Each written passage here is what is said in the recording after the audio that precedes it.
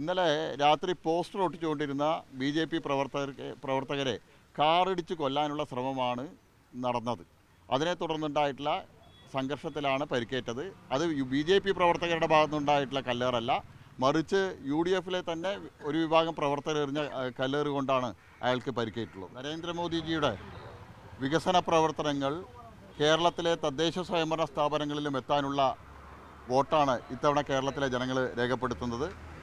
പാലക്കാട് നഗരത്തിൽ കഴിഞ്ഞ 10 വർഷക്കാലമായിട്ട് തുടർന്നു വരുന്ന വികസന പ്രവർത്തനങ്ങൾക്കുള്ള വികസന തുടർച്ചയ്ക്കായിട്ടുള്ള വോട്ടാണ് പാലക്കാട് നഗരത്തിലെ ജനങ്ങൾ രേഖപ്പെടുത്തുക.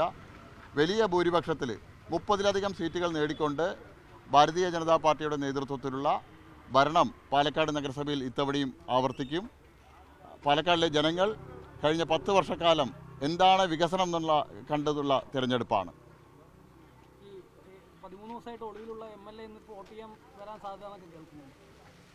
പാലക്കാടിലെ സ്ത്രീ വോട്ടർമാർ ഇത്തവണത്തെ വോട്ട് ഭാരതീയ ജനതാ പാർട്ടിക്ക് അനുകൂലമായിട്ടാണ് രേഖപ്പെടുത്തുക.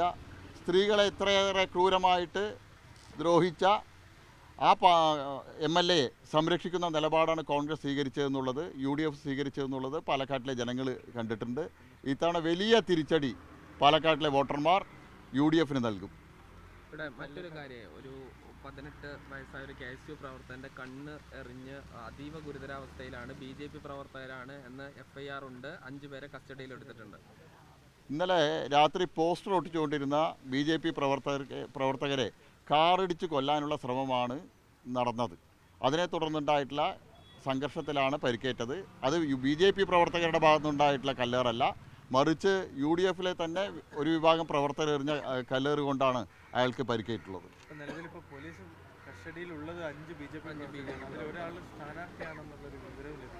അല്ല, സ്വാഭാവികമായിട്ടും ഒരു സംഘർഷം ഉണ്ടാകുന്ന സമയത്ത് പ്രവർത്തകരെ കസ്റ്റഡിയിലെടുക്കുക പോലീസ് ചെയ്യാറുണ്ട്. പോലീസിൻ്റെ വിശദമായിട്ടുള്ള അന്വേഷണം നടക്കട്ടെ. ഞങ്ങളുടെ പ്രവർത്തകർ നിരപരാധികളാണ്. ഞങ്ങളുടെ പ്രവർത്തകർ ബൂത്ത് കെട്ടുന്ന സമയത്ത് ആ പ്രവർത്തകരെ കാറിടിച്ച് കൊല്ലാനുള്ള ശ്രമമാണ് UDFിൻ്റെ ഭാഗത്തുനിന്നുണ്ടായത്.